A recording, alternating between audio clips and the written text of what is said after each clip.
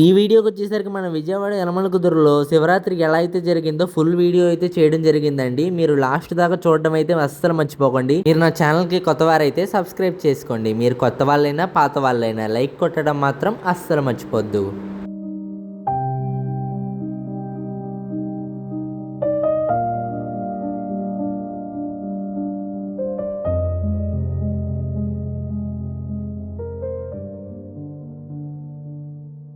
Hello guys, మేమైతే ఇప్పుడు మనం విజయవాడ యనమల కుదురు అయితే వెళ్తున్నాము ప్రభలు చూడడానికి. అలాగే అక్కడ జరిగే హడావిడి అదంతా చూడడానికి అయితే వెళ్తున్నాము. వెళ్ళే దారిలో మనం విజయవాడ గున్నదల దగ్గర ఈ ఊరేగింపు అయితే కనబడింది. ఇక్కడ ఈ శివుడి దర్శనం కూడా తీసుకొని వెళ్ళిపోతున్నాము. కరెక్ట్ గా ఈ ఆర్చి దగ్గరికి వచ్చేసరికి టైం ఏడైనట్టుంది. మేమైతే లోపలికి ఎంటర్ అయిపోతున్నాము. అదే టైం కి మన ఇండియా పాకిస్తాన్ మ్యాచ్ కూడా స్టార్ట్ అయిపోయింది. ఈ మ్యాచ్ చూసుకుంటూ యనమల కుదురు అయితే వచ్చేసాము. మేమైతే బండిని ఒక చోట పార్క్ చేసేసి లోపలికి నడుచుకుంటూ అయితే వచ్చేసాము. లోపలికి వచ్చింగానే డీజే హడావిడి మామూలుగా లేదు. ఇంకా లోపలికి నడుచుకుంటూ వచ్చిన తర్వాత ఫస్ట్ అయితే మన శివయ్య విగ్రహం అయితే చూసాను. చాలా అంటే చాలా బాగుంది దగ్గర నుంచి చూస్తుంటే. అలా కొంచెం ముందుకెళ్ళిన తర్వాత ఈ ఐస్ తో చేసిన శివలింగాన్ని చూసిన అయితే షాక్ అయిపోయాను. అసలు ఇది శివలింగమా లేకపోతే ఐస్ ని అలా నుంచో పెట్టారో నాకైతే అర్థం కాలేదు. మీకు చూసింగానే అది ఎలా అనిపించిందో నా కామెంట్స్ లో అయితే చెప్పండి. ఇంకా దాని తర్వాత వరుసగా అమ్మవారి విగ్రహం, ఆ తర్వాత ఈషా టెంపుల్ లో ఉన్న శివయ్య విగ్రహం, దాని వెనకాలే ఒక ప్రభల అయితే ఉంది. ప్రతి ప్రభల మీద ఆ ప్రభలను ఎవరైతే కట్టారో మళ్ళీ దాని నెంబర్ ఎంతో అయితే ఉంటుంది. ఒకసారి చూడండి మీరు. ఈ నెంబర్ అయితే 33. ఈ ప్రభలను కట్టిన వాళ్ళైతే సాయిబాబా గుడి సెంటర్ వారు. దీన్ని ఇంత దగ్గరగా చూస్తుంటే ఎంత పెద్దగా కనిపిస్తుందో మీరే ఒకసారి చూడండి. దీన్ని ఆపడానికి ఎన్ని వైర్లతో అయితే కట్టేశారో చూడండి. పోయిన సంవత్సరం వచ్చేసరికి ఒక ప్రభల అయితే పడిపోయింది. అందువల్లనే ఇన్ని వైర్లతో ప్రభలని ఆపాల్సి వస్తుంది. అలాంటి సంఘటన మళ్ళీ ఈ సంవత్సరంలో జరగకూడదని కోరుకుందాము. ఇంత గట్టిగా కట్టేస్తే ఇంకెందుకు జరుగుతుందిలేండి అలాంటి సంఘటన. ఎలా వైర్ వెళ్ళి ఆ ప్రభలకు కట్టారు. ఆ ప్రభల నుంచి ఇంకో వైర్ తీసుకెళ్లి అలా తీసుకెళ్లి మళ్ళీ ఇంకో గేట్ కట్టారు. సూపర్ అండి. మీరు అన్ని మంచిగానే చేస్తున్నారు, కానీ ఈ జనాన్ని మాత్రం అస్సలు కంట్రోల్ చేయలేకపోతున్నారు. నేను మాట చెప్పనా అండి, ఈ జనాల మధ్యలో నేనైతే అప్పచ్చి అయిపోయాను. యాక్చువల్ గా చెప్పాలంటే అండి, నేనేం అక్కడ నడవట్లేదు. నా కాళ్ళు గాల్లో ఉన్నాయి, వాళ్ళే తోసుకుంటూ వెళ్ళిపోతున్నారు. నా డెస్టినేషన్ నన్ను వాళ్ళే తీసుకెళ్ళిపోతున్నారు. నాకైతే ఏం అర్థం కావట్లేదు. ఈ జనాలు ఏంటో, ఈ గోల్ ఏంటో, ఇంతమంది ఎక్కడి నుంచి వచ్చారా విజయవాడలో. ఈ గుంపు నుంచి బయటకు వచ్చిన తర్వాత నా రియాక్షన్ అయితే ఇదండి. ఈ జనంగోల పక్కన పెట్టేస్తే ఈ వేషాలు వేసుకున్న వాళ్ళు మాత్రం చాలా అంటే చాలా బాగున్నారండి. ఇక్కడే మనకి చిన్న ఎగ్జిబిషన్ లాగా అయితే పెట్టారు. లోపలికి అయితే వెళ్ళిపోతాం పదండి. అలా ఎగ్జిబిషన్ లోపలికి వెళ్ళిన వెంటనే నాకైతే ఐస్ క్రీమ్ తినాలనిపించిందండి. ఇంకా మా ఫ్రెండ్ గారికి నాకు 2 ఐస్ క్రీమ్ చెప్పేశాను. ఫోన్ పేలో డబ్బులు ఉన్నాయి కదా అన్న నమ్మకంతో. మనం ఒకటి అనుకుంటే దేవుడు మనకు ఇంకోటి ఇస్తాడనే దానికి ఇదే నిదర్శనం లాగా అనిపించిందండి నాకు. ఫోన్ ఓపెన్ చేసి ఫోన్ పే చేద్దాం అనుకుంటే నెట్ ఒక సిగ్నల్ వస్తే ఉట్టండి, కొంచెం కూడా రాలేదు నాకు సిగ్నల్. ఇంకేం చేయాలో నాకైతే అర్థం కాక ఈ ఐస్ క్రీమ్ని పట్టుకుని ఫుల్గా ఆలోచించాను. అప్పుడే నాకు ఒక ఐడియా వచ్చింది. మా చెల్లికి ఫోన్ చేసి ఈ అన్న నెంబర్ అడిగి ఆ అన్న నెంబర్కి ఫోన్ పే చేయించేశాను.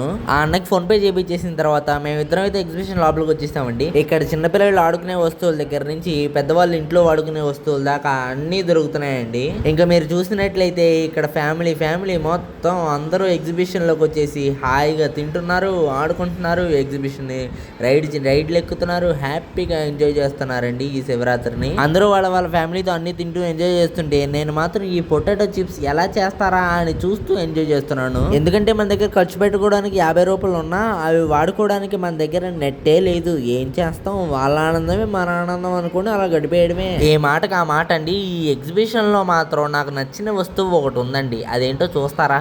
ఇదిగోండి ఈ కళ్ళజోళ్ళు. ఈ కళ్ళజోళ్ళు ఎవరైనా నాకు కొనిపెట్టచ్చు కదా. అమ్మో, ఇలాంటి రైడ్లు ఎక్కడం కంటే చూడటమే చాలా బెస్ట్. ఇదైతే నేను ఎన్నిసార్లు కావాలంటే ఎన్నిసార్లు మళ్ళీ ఇదైతే చాలా కష్టం అంటో. మీరైతే ఏమి ఎక్కుతారో కామెంట్ చేసేయండి. ఒరే, నువ్వెవడరా బాబు ఆ కొలంబస్ని అంత దగ్గరగా తీసుకెళ్తున్నావు? ఇంకొంచెం సేపు ఆగితే ఆ కొలంబస్ కులం బాస్ అయిపోతున్నా నాయన. నిన్ను నమ్ముకొని అంతమంది ఎక్కారా, జాగ్రత్తగా తోలరా బాబు. ఇలాంటివి అయితే మనకు చూడడానికి కూడా చాలా ఎఫెక్ట్ పడిపోద్ది. ఈ గబ్బర్ సింగ్ ఏంటి ఏదో కాల్ చేస్తున్నాడు. అయ్యి ఆపేస్తున్నాడు. ఓహో, రీలోడా? ఓకే అంకుల్, మీరు కాల్చండి. ముందుకు పెట్టి కాల్చలేవు అంకుల్. ఓకే ఇక్కడి నుంచి కాలుస్తావా? కాల్చేయి అంకుల్. నేను చూసింగానే ఒకటి చెప్దాం అనుకున్నాను. కోర్టు సినిమాలో విలన్లా ఉన్నావు అంకుల్ నువ్వు. ఇదండి, ఇలా ఒక చోట గన్ను, ఇంకో చోట బాణం, ఇంకో చోట 3 బాల్ ఇస్తారు, ఓ డబ్బాలను కొట్టమంటారు, టెడ్డీ బేర్ ఇస్తా అంటారు. చాలా అంటే చాలా బాగుంది. ఈ శివరాత్రి మన యనమల కుదురు విజయవాడలో చాలా అందంగా, ఆహ్లాదకరంగా ఫ్యామిలీతో చాలా మంచిగా జరుగుతుందండి. మీరు కూడా ఒకసారి వచ్చి విజిట్ చేయండి. రేపు కూడా ఉండొచ్చు అనుకుంటా. పర్ హెడ్ 100 అంట. మరి మిగతా బాడీకి ఇంకో 100 తీసుకుంటారా? కుళ్ళు జోక్, సారీ. మేమైతే ఎగ్జిబిషన్ మొత్తాన్ని ఒక రౌండ్ అయితే చుట్టేసి బయటికి అయితే వచ్చేసాము. బయటకు వచ్చిన తర్వాత ఒక పెద్ద ప్రభల అయితే మాకు ఎదురుపడింది. అక్కడ దాకా వెళ్ళాలంటే ఈ జనాన్ని మళ్ళీ దాటుకొని వెళ్ళాలి. అమ్మో, అప్ప చేయడం నా వల్ల అయితే కాదు. మళ్ళీ ఇంకేం చేస్తాం, బయటకు వెళ్ళాలంటే ఈ జనాల మధ్యలో అప్ప చేయడమే. ఈ ప్రభల దాకా వచ్చిన తర్వాత ఇంకా ఎక్కడ లేని ఉత్సాహం అయితే నాకు వచ్చేసిందండి. అటు పక్కన డీజే, ఇటు పక్కన డప్పులు, ఇంకో పక్క ఆర్కెస్ట్రా, చాలా బాగుంది. అదే ఊపిలో డాన్స్ కూడా వేసేద్దాం అనుకున్నాను, కానీ నా చేతిలో ఉన్న ఫోన్ ఎక్కడ ఎత్తుకుపోతారా అని భయం వేసి ఆగిపోయాను. లేకపోతే ఈ వీడియోలో నా డాన్స్ పర్ఫార్మెన్స్ కూడా మీరు చూసేవారు. మీరు మిస్ అయిపోయారు. మంచిగా సబ్స్క్రైబ్ బటన్ గట్టి గట్టి కొట్టేసిండి. నెక్స్ట్ వీడియోలో గట్టిగా డాన్స్ చేస్తాం.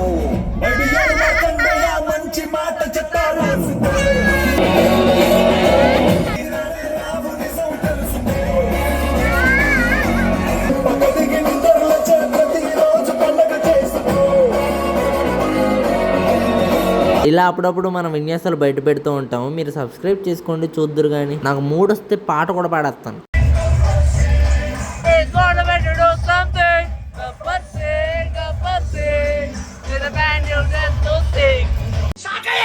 అవ్వకపోతే నెక్స్ట్ వీడియోలో షాక్ అయ్యేలా చేస్తాను. ఇప్పుడు టైం 8:30-9 అవుతుంది. నా వెనకాల ఉన్న ప్రభలు అయితే స్టార్ట్ అయిపోయింది. ఇప్పుడు దాని వెనకాలే మనం వెళ్ళిపోతాం. అలా మంచిగా ఈ ప్రభలకి కింద నుంచి పైదాకా మంచి లుక్ ఇచ్చేసి మళ్ళీ డీజే దగ్గరికి వెళ్ళిపోయాం.